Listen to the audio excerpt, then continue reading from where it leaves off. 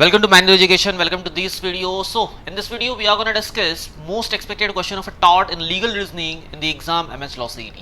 So, guys, आज हम लोग tort के regarding समझने वाले हैं कि tort के कौन से questions बहुत ज़्यादा possibility है कि जो exam में आएंगे basically in the MS Law CET. So, be ready and be prepared with this type of questions. Guys, again, legal principle, legal reasoning है तो यहाँ पर आपको principle एंड फैक्ट इनके बेस पे क्वेश्चंस मिलेंगे. आपको प्रिंसिपल को समझना है. On the base of principle you have to answer the fact. You don't have to assume anything. Don't be get into the your moral your personal thinking. उसके अंदर नहीं जाना है. Simply think about the principle. That's what the simple strategy to solve the legal reasoning question. So moving ahead, here is our social media handles. Follow us on Instagram and Facebook. You can also join the Telegram and WhatsApp group. Then don't forget to subscribe the YouTube channel so you can get updated with our videos. Now you can start your kickstart preparation with your self-study batch, and you can take a full course also. You can take a sectional course. Then you can also avail the mock test, purchase a books or ebooks. For this you have to visit manualedu.com/lawentrance, or also you can connect with us on a call and a WhatsApp 8828581455. Moving ahead to the question, guys. Question number 1, simple. Principle is given here. Assault is causing bodily injury to another person by use of physical force. Guys, ये tort है.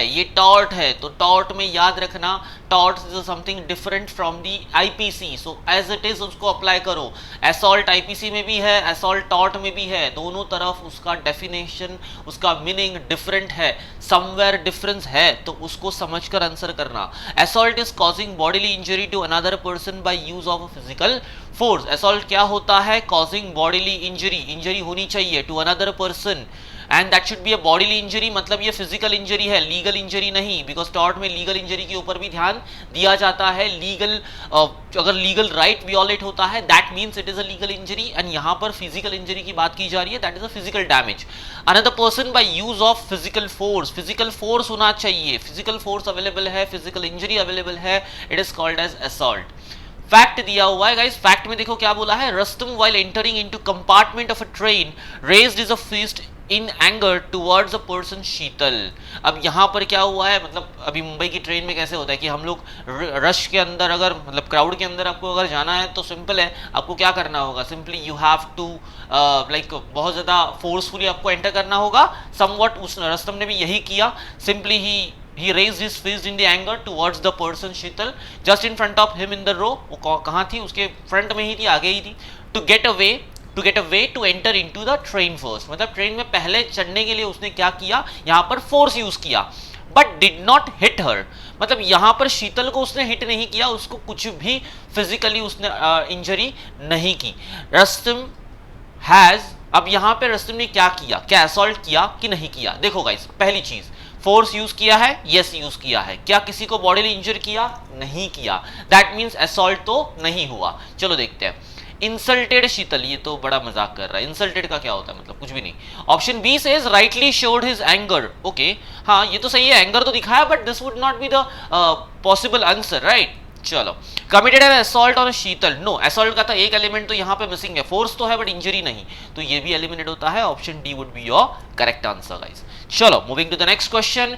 Now legal principle. A person who keeps hazardous substances in his premises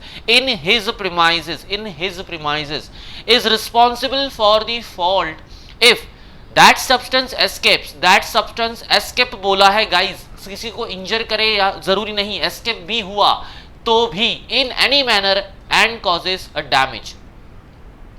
देखो यहाँ पे क्या बोला है. Legal principal क्या है? अ person who keeps a hazardous substance in his premises is responsible for the fault if that substance escapes in any manner and causes a damage. अगर वो एस्केप होता है हैजर्डस सब्सटेंस और किसी को डैमेज कॉज करता है, then that person is responsible for the fault. Now guys, do understand. Fact क्या दिया हुआ है. An industrialist stored 1000 liter of liquid ammonia in a tank in his premises for his industrial use. For his industrial use, he stored that liquid ammonia liquid ammonia and the storage quantity कितनी है 1000 litre in his premises. तो in his premises is there right, industrial use के लिए है, but उसने क्या किया है एक्सेसिव अमाउंट में अपने घर के इधर रखा हुआ है, अपने प्रीमाइजेस में रखा हुआ है, उसका घर हो या फिर चाहे कुछ भी हो। There was a leakage from a tank due to which there was ammonia vapour in the surrounding. वो क्या हुआ, लीक हुआ और सराउंडिंग में फैल गया। Many workers in other industries as well as his own industry and some members from public suffered serious health hazards. Examine the liability of if any. तो अभी एक ही लाइबिलिटी क्या है गाइस, देखो अगर फर्स्ट ऑफ ऑल अगर देखा जाए तो उसने अपने प्रीमाइसेस में रखा, वो लीकेज भी हुआ, लोगों को डैमेज भी हुआ है, कुछ वर्कर उसके इंडस्ट्री के हैं, कुछ वर्कर अदर इंडस्ट्रीज के हैं, उसी के साथ पब्लिक भी हार्म हुई है। तो सिंपली यहाँ पर सारे एलिमेंट्स अवेलेबल है, that means he is responsible for the fault. Now come to the option A. A says A may be liable for injury sustained by his worker. His worker, no, wrong. Only बोला है उसके आगे भी, सिर्फ only तो बोलना गलत ही हो गया, not others, ये गलत है। Option B says A is liable as is his responsibility for injury caused by leakage of ammonia from his premises. This would be the possible answer. But आगे एक बार देख लेते हैं C में और D में क्या दिया है। A is not liable, A is not liable, ये दोनों भी नहीं होगा, आगे का रीड करने की जरूरत नहीं। Don't waste your time. अगर आपको पता है कि liable है तो A is not liable के बाद रीड करने की जरूरत ही नहीं होती है। इसको एलिमिनेट किया, फर्स्ट वन में तो मे बी लिखा हुआ है और उसके बाद भी मे बी तो गलत है ही वैसे, बट उसके बाद उसने लिखा है हिज वर्कर्स ओनली, ओनली तो गलत ही हो जाएगा। यहाँ पर पब्लिक के लिए भी उतना ही रिस्पॉन्सिबल है जितना कि अपने वर्कर के लिए, और जितना अपने वर्कर के लिए रिस्पॉन्सिबल होगा उतना ही वो अदर इंडस्ट्रीज के वर्कर के लिए भी रिस्पॉन्सिबल होगा। तो simply option A gets eliminated, option B would be your correct answer. Guys before moving ahead, comment in the comment box कि ये जो लीगल प्रिंसिपल है इसका एक्चुअल प्रोविजन टॉर्ट में क्या है, इसके रिगार्डिंग एक्चुअल टॉर्ट में क्या सेक्शन है, वो यहां पर कमेंट करके बताना। चलो moving ahead to the question number 3। Principle says when a person interferes with the peaceful possession of another person without the permission of a person in the possession of those premises commits a trespass to the land.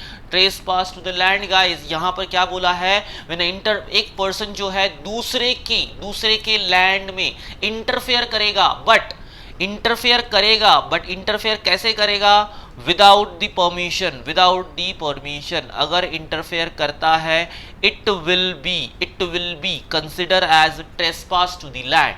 मतलब किसी का भी intentional हो intentional ना हो, लेकिन अगर वो इंटरफियरेंस हो गया तो that comes to be a trespass to the land. Now fact says what, T just walked over, कोई फर्क नहीं पड़ता, इंटेंशनल हो नॉन इंटेंशनल हो कोई प्रॉब्लम नहीं है, just walked over the land of P to reach his house as it was a shortcut था, इसके लिए P के घर के सामने से निकल गया।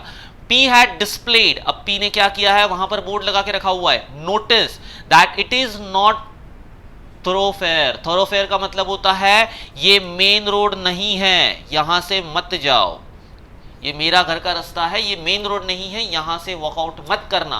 That means it is a thoroughfare. ये थोरोफेयर मतलब क्या होता है, मेन रोड, तो ये मेन रोड तो वॉकिंग के लिए नहीं है, तो यहां से मत जाना, ऐसा उसने नोटिस डिस्प्ले करके रखा हुआ है। That means now here is a duty, यहाँ पे एक ड्यूटी इंपोज्ड होती है उस पर्सन पे कि वो जाके पहले तो पी की परमिशन ले ले कि मुझे यहां से जाना है, अगर वो परमिट करे तो वो जा सकता है। अगर यहां पर परमिशन नहीं है, विदाउट टेकिंग द परमिशन अगर वो पर्सन यहां से वॉकआउट करता है, इस रोड से वॉकआउट करेगा, तो simply it will be trespass to the land. P did not cause any damages to the land, P ने कुछ भी लैंड में डैमेज नहीं किया, मगर यहां पर T का तो वहां पे जाके उसको परमिशन तो लेना चाहिए था, परमिशन लिया नहीं, विदाउट इंटेंशन हो लेकिन उसने इंटरफियरेंस तो किया, that means it is damage to the land, it is what, damage to the land. Now guys बहुत लोगों के माइंड में क्वेश्चन आएगा कि सर यहां पे अगर इंटेंशन होता है, मतलब अगर सेक्शन में बोला है, प्रिंसिपल में दिया है कि if his intention is to personally interfere with the possession of the other, then आपको इंटेंशन के ऊपर ध्यान देना है, then this will be the important point कि इसके ऊपर हमें ध्यान देना होगा कि जस्ट वॉकड आउट बोला है, इसने जानबूझ के नहीं किया, लेकिन प्रिंसिपल में दिया होना चाहिए कि यहाँ पे इंटेंशन हो तो ही वो लायबल होगा, बट यहाँ पे तो ऐसा कुछ भी नहीं बोला, यहाँ पे तो सीधा सीधा बोल दिया इंटरफेयर्स, बाकी यहाँ पे कुछ भी नहीं बोला है कि इंटेंशन है कि नहीं है, तो हमें सिंपली ये कंसिडर करना है इंटेंशन हो या ना हो वो तो लाइबल हो जाएगा। नाउ देखो यहाँ पर वो तो लाइबल है वैसे, टी हैज नॉट कमिटेड ये तो आएगा नहीं, टी हैज वियोलेटेड प्राइवेसी ये भी गलत, ये तो मॉरल हो गया। T has committed trespass to the land, yes this is your correct answer, but see the D, T has created nuisance, nuisance का हमें प्रिंसिपल दिया नहीं है तो ये हमारा आंसर नहीं होगा, option C would be your correct answer.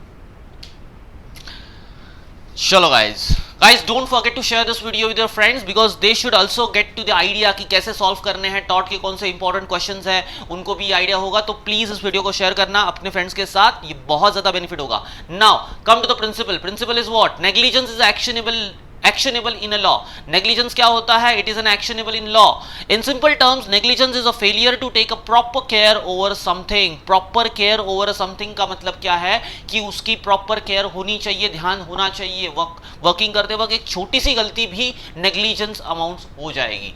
now facts is what, a doctor conducted hysterectomy sincerely on a bee and left a small cotton swab, oh my god, यहाँ पे तो मतलब कॉटन ही उसके बॉडी में वो छोड़ दिया, inside the abdomen क्या कर दिया, कॉटन का जो छोटा सा टुकड़ा होता है वो छोड़ दिया, as consequences of which bee developed some medical problems and had to undergo another surgery, is a liable, yes A is liable because he didn't take that proper care, right, so यहाँ पे क्या हो जाएगा, वो liable हो जाएगा।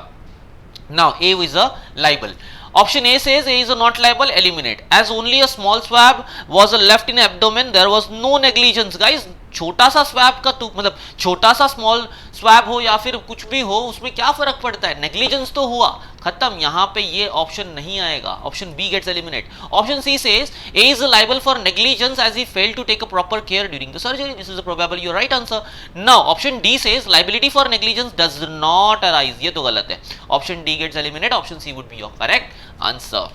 Next question number 5, principal says a master shall be liable for fraudulent act of his servants committed in course of employment, in course of employment guys, course of employment मतलब क्या, तो working होना चाहिए, employment में जुड़ा हुआ होना चाहिए, there is employer and employee relation should be there, वहां पे एम्प्लॉई एंड एम्प्लॉयर रिलेशन होना चाहिए तभी वो कोर्स ऑफ एम्प्लॉयमेंट कंसीडर होगा।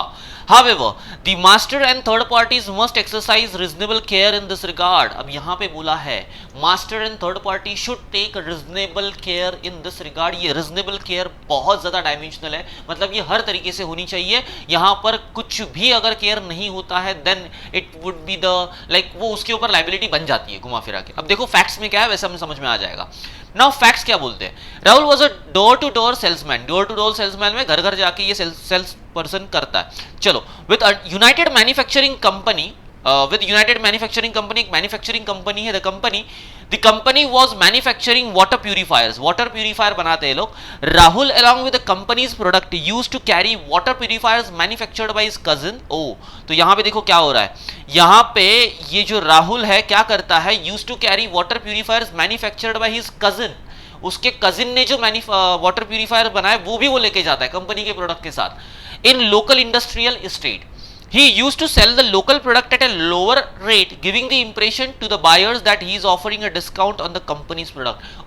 तो यहाँ पर वाटर प्यूरिफायर उसके तो नहीं है, बट वो क्या कर रहा है, वो अपने जो कजिन ने जो वाटर प्यूरिफायर्स बनाए लोकल मार्केट में उनको वो कंपनी के नाम पे बेच रहा है, मतलब लोगों को ये लग रहा है कि ये कंपनी के प्रोडक्ट डिस्काउंट में बेच रहा है, सिंपली कंपनी का रेपुटेशन यूज हो रहा है और ये डिस्काउंटेड प्राइस में कंपनी के प्रोडक्ट के नाम पर अपने भाई के प्रोडक्ट बेचने में लगा हुआ है। Company management detected the fraudulent activity of Rahul and dismissed him from a service, उसने उसको क्या कर दिया, कंपनी ने डिसमिस कर दिया बिकॉज फ्रॉड तो है, पकड़ा गया। Rahul still continued to carry on his activity of selling a local product, pretending that he was still salesman of the company. अभी यहाँ पर क्या हुआ कि राहुल ने क्या किया, अभी भी वो वही कर रहा है जो पहले वो फ्रॉड कर रहा था, उसने अभी भी यही प्रिटेंड किया हुआ है कि कंपनी के प्रोडक्ट में बेच रहा हूँ, बट वो कंपनी से तो बाहर है, कंपनी ने तो उसको निकाल दिया। अब वो क्या कर रहा है, कंपनी के नाम पर अपने भाई के प्रोडक्ट जो है वाटर प्यूरिफायर जो है कजिन के वो बेच रहा है और अभी भी वो वही डिस्काउंट पे बेच रहा है। सेवरल कस्टमर्स गॉट चीटेड, कुछ कस्टमर्स को मतलब पता चल गया कि उनके साथ धोखा हुआ है, उनके साथ फ्रॉड हो गया है।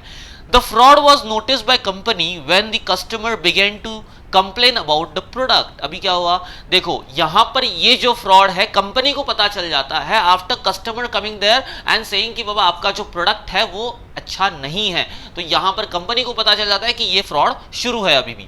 The customers demanded the company to compensate for their loss. अब कंपनी के पास कस्टमर्स क्या बोल रहे हैं कि भाई हमें कंपेंसेशन दे दो, बिकॉज कस्टमर को पता नहीं है कि राहुल एंड कंपनी का क्या रिलेशन है। मैंने पहले ही बोला था गाइस, कोर्स ऑफ एम्प्लॉयमेंट होना चाहिए। कोर्स ऑफ एम्प्लॉयमेंट में employ and employer relationship is very important, but यहां पे कंपनी ने तो राहुल को भगा दिया। अब कंपनी ने अगर राहुल को निकाल दिया, दैट मींस यहां पे एम्प्लॉय एंड एम्प्लॉयर रिलेशनशिप नहीं रहा, तो इट मींस कि कंपनी इसके लिए लायबल नहीं होनी चाहिए। बट गाइज यहां पर एक चीज बोला गया है कि master and third parties must exercise reasonable care in this regard. पहली बात, कंपनी ने जब राहुल को निकाला तो कंपनी ने पब्लिक को यहां पर डिक्लेयर नहीं किया कि हम लोगों ने राहुल को निकाल दिया है जॉब से, because he did that fraud. तो उनको कंपनी को ये केयर करना चाहिए था और लोगों तक ये चीज पहुंचानी चाहिए थी कि राहुल को हमने क्या किया हुआ है, कंपनी से निकाल दिया है। It should be declared in the public notice, ये होना चाहिए था, ये ड्यू डिलिजेंस था। बट अब देखो यहां पे मैं ये अज्यूम नहीं कर रहा हूं, यहां पे ये अज्यूम नहीं किया जा रहा है, यहां पे सीधा सीधा बोल दिया ना reasonable care in this regard. तो इन दिस रिगार्ड का मतलब ये जितना भी सेक्शन यहां पे बोल रहा है ना, इसके अंदर जितनी एक्टिविटी होगी उसका रीजनेबल केयर कंपनी को तो लेना पड़ेगा, एम्प्लॉयर को तो लेना पड़ेगा। तो इसका मतलब ये होता है कि हर जगह से डायमेंशनली हर जगह से केयर तो बनता है कंपनी से। चलो अब आते हैं ऑप्शंस पे। इसका मतलब कंपनी क्या हो गई, अभी लायबल हो गई, बिकॉज कंपनी ने खुद ये डिक्लेयर नहीं किया था। Option A says the company is liable to compensate all the customers as it did not inform the public about the Rahul's fraudulent conduct and the subsequent dismissal। देखो यहाँ पर बोला गया है कि यहाँ पर जो subsequent dismissal का मतलब होता है उसको जो निकाल दिया ना, वो पब्लिक को नहीं बताया, पब्लिक नोटिस में नहीं बताया गया, and that is the reason company would be the liable। Now, possibly this would be your correct answer, but then option B says the company is not liable as a Rahul was dismissed by the company। अब देखो यहाँ पे क्या बोला है, company is not liable, गलत है। Company liable कैसे नहीं हुई, कंपनी को तो केयर करनी चाहिए थी कि नहीं थी। Option B gets eliminate. Option C says the company is liable to customers who purchase the local product from Rahul only till he remained as a salesman of the company. हाँ, ये करेक्ट होता अगर कंपनी ने public notice दिया होता और ये declare किया होता कि राहुल जो है कंपनी का एम्प्लॉय नहीं रहा, तो option C gets eliminate. Option D says the liability rest with the local manufacturer, it was defective product, नहीं ये नहीं होगा। चलो option A would be your correct answer. Now next question number 6। Legal principle: when there is an infringement of a legal right of a person, he gets the right to sue the wrongdoer for remedy irrespective of any actual loss cause। irrespective of मतलब क्या होता है, अगर कोई भी actual loss नहीं भी होता है ना, तो भी कुछ भी अगर इंफ्रिजमेंट होता है लीगल राइट का, तो वो पर्सन जो है लीगल राइट अगर उसका इंफ्रिंज होता है तो उस पर्सन के पास राइट है कि he can sue to that person that wrongdoer. Simple. चलो स्यू का मतलब क्या, उसके ऊपर लीगल एक्शन लेना, क्लेम करना। फैक्ट सिचुएशन क्या दी है, Saroj is prevented from voting at an election, the candidate she intended to vote for wins the election. अब देखो सरोज को जो है यहां पर वोटिंग करने नहीं दिया। गाइज ये बहुत ही फेवरेट क्वेश्चन है और ये बहुत टाइम आया भी हुआ है लीगल एग्जाम्स में, तो प्लीज इसके ऊपर ध्यान रखना, इस प्रिंसिपल को दिमाग में फिट कर लो। सिंपल है, बहुत ही इजी है, मतलब मार्क्स तो ऐसे ही मिलने हैं इसके। अब देखो यहाँ पे वोटिंग करने नहीं दिया, इसका मतलब उसकी लीगल राइट जो है वो क्या हो गई, इंजर्ड हो गई। अब लीगल राइट वियोलेट हो गई मतलब सरोज के पास तो पूरा राइट है कि वो जाके उस पर्सन पर क्या कर सकता है, लीगल एक्शन ले सकता है। चलो which are the following statements. अभी देखो यहाँ पर वो जो है ना उसका कैंडिडेट विन हो गया election, but then it is not necessary कि वो लॉस हुआ नहीं हुआ, उसकी लीगल इंजरी हो गई ना, बस हुआ। Which of the following statement is the most appropriate in relation to the legal principles stated above? अब कौन सा स्टेटमेंट जो इस सिचुएशंस के हिसाब से करेक्ट होगा? Option A says Saroj's legal right has been violated and she can sue the persons who prevented her from voting. This would be the correct answer. चलो ऑप्शन बी देखते हैं। Since Saroj's candidate has won the election, her rights are not violated. गलत, principal ही बताया वैसे। Since option C says Since Saroj is not a candidate, her rights are not violated if she is prevented from voting. This is also wrong. Option D says this principle is not applicable. ये भी गलत। Option A would be your correct answer. So guys, this much of the tort, ये बहुत ज़्यादा important principles थे tort में, और ये probable प्रिंसिपल है जो बहुत ज़्यादा टाइम यूज़ किए जाते हैं, फ्रिक्वेंटली इनके ऊपर क्वेश्चंस आते हैं एग्जाम में। तो गाइस इसके ऊपर जो है अच्छे से प्रैक्टिस करो, इसके रिगार्डिंग अच्छे से थरोली स्टडी करना। और ऐसा नहीं है कि सिर्फ यही प्रिंसिपल, देखो कभी कभी क्या होता है कि कुछ प्रिंसिपल्स या फिर कुछ लीगल प्रोविजंस की एंसिलियरी और भी कुछ लीगल प्रोविजंस होते हैं, तो उनको भी ध्यान रखना, उनको भी समझना इंपॉर्टेंट है। जैसे कि समझो मैं फ्रॉड की बात करूं तो फ्रॉड में अनड्यू इन्फ्लुएंस, फ्रॉड में कोयर्शियन, फ्रॉड में मिसरिप्रेजेंटेशन, ये सारी भी चीजें आती है, तो उनके रिगार्डिंग भी आपको स्टडी करना इंपॉर्टेंट है। It is not only that कि आप फ्रॉड के प्रोविजन को रीड करो और जाओ और फिर बोलो कि सर ये तो हुआ ही नहीं, कुछ और ही आ गया, ऐसा नहीं होता। अगर एक प्रोविजन है तो उसके एंसिलरी जितने भी प्रोविजंस होते हैं वो भी आपको थॉरली अंडरस्टैंड होने चाहिए, तभी जाके आप क्वेश्चन को इजीली सॉल्व कर पाओगे। Now guys, if you want to join the crash course, you can directly visit to the centers. If you are Mumbai based, you can directly visit to the Vasai, Dadar, Andheri, Thane, Borivali and Pune is coming soon.